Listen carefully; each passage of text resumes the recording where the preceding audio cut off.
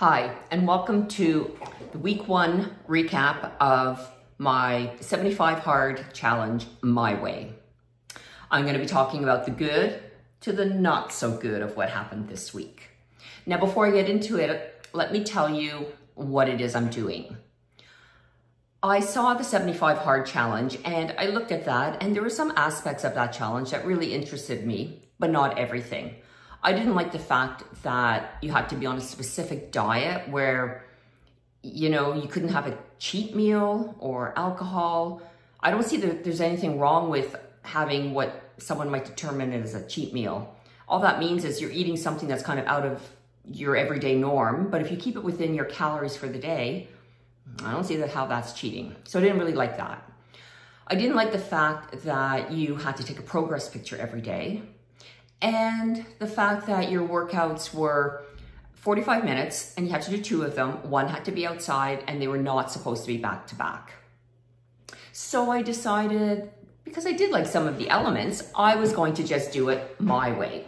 And my way means I am going to be in a calorie deficit. I'm going to drink a gallon of water, which is in the original one. I'm going to read 10 pages of an educational book, which is in the original one.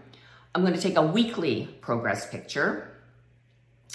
I'm going to make a video every week, or not every week, every day, which is not in the original one. And I am going to do at least like an hour and a half of exercise a day. And I will try to break them up, but if I can't, I figure that's okay. If I did an hour and a half continuous for whatever reason, that's going to be okay. So, how was my first week? Well, I have to say the reading piece, I think, is my favorite part of it. I'm reading Better Than Before. This is by Gretchen Rubin, and it's all about habits. And it's a very interesting book. I love it. It's, and sometimes I just can't put it down. I love the fact that I'm setting aside time every single day to read at least 10 pages. And as I said, this book is really interesting because it's all about habits, and it's about who you are, your personality, what you're like can determine whether or not you're going to perhaps be successful if you set up a specific habit. For example, if you said to yourself, okay, I'm gonna get up at 6 o'clock every morning, go for a 45-minute walk, but you're a night person, that's going to be rather difficult, and you might be setting yourself up to fail. So it's just fascinating that you learn about yourself, you learn about the kind of person you are, and why sometimes it seems it's easy to form a habit, or how it's maybe difficult to create a habit, and there's all these little tips and tricks and how you can, kind of make it easier to form habits, like attach a new habit to something you're already doing. Put it in your schedule, put it into your to-do list. So it's very interesting, and I can't wait to finish and get on to some of the other books that I have because they look equally interesting. I've been drinking my gallon of water every day. I have posted a video every day. Now, I feel like I'm just being very repetitive in these videos. It's like, yeah, boom, boom, boom, boom. This is what I did. I'm going to try to get a little bit more creative try to learn a little bit more and make them a little bit more interesting if I can. The progress picture, yeah, once a week, that's fine. I'll do that. In terms of exercise, pretty much I've been doing 2 45-minute workouts, one of them being outside, but a couple of times, like Friday, I did my long run, and it was like over 2.5 hours. Well, I'm not going to go and do something else for another 45 minutes later in the day. Like, I'm tired. I've done enough exercise for the day. As well, too, it was a couple of days ago, I went for an hour walk in the morning, but my day just went away from me, and I ended up taking the dog for a 15-minute walk. So I fell short that day by 15 minutes. Am I going to beat myself up about that? No, because at the end of the day, I do a lot of exercise. Most days I'm doing more than an hour and a half of exercise. So if I miss 15 minutes, that's okay.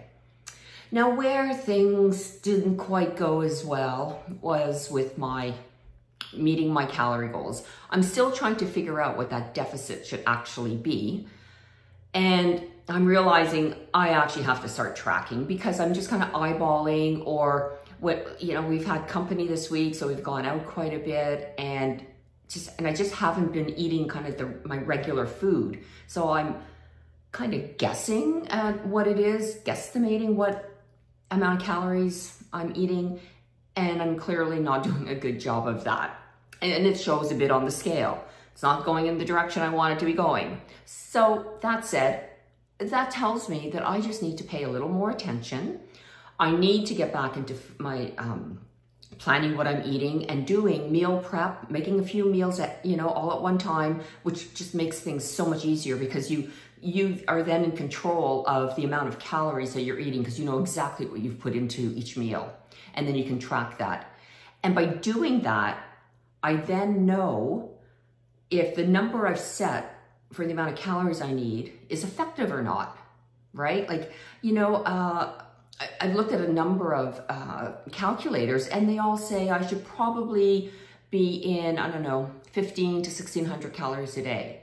Well, if I find I'm eating 1500 calories and I'm not losing weight, well, that tells me that that number's not working for me for whatever reason. Like I'm, not to make any excuses, but I have hypothyroidism, which I take medication for. I'm, post-menopause, even though I'm very active, all these things kind of play a role in how your body adapts, how it gains weight, loses weight. We're all different. So someone may say, 1500, like you should eat way more. But if my body says, well, sure, go ahead and eat way more, but you're just going to gain weight. Well, I need to pay attention and maybe just play around with things and really do see what will make things work the best for me. So that is what I will be working on a little bit more diligently. But I don't consider myself a failure by, maybe a couple of days being outside of the calorie range. No, this is a learning experience. This is all about creating new habits and about,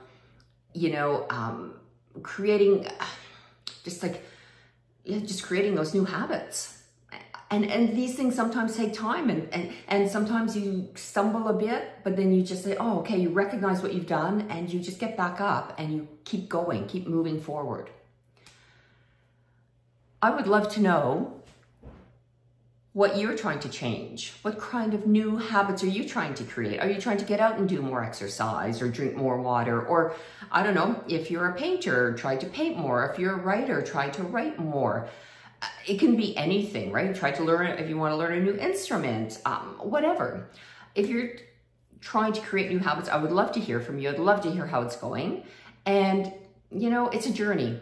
It's a journey. The 75 days, to me, it is a challenge, because it is just doing these new things day in and day out. But at the end of the day, at the end of the 75, I still want to continue. I don't want to throw away all the good that I would have started doing in my life. At any rate, that's it for today. I will be back tomorrow with a daily, and then I'll be back next week with a weekly. You have a wonderful day, and I'll see you in the next video.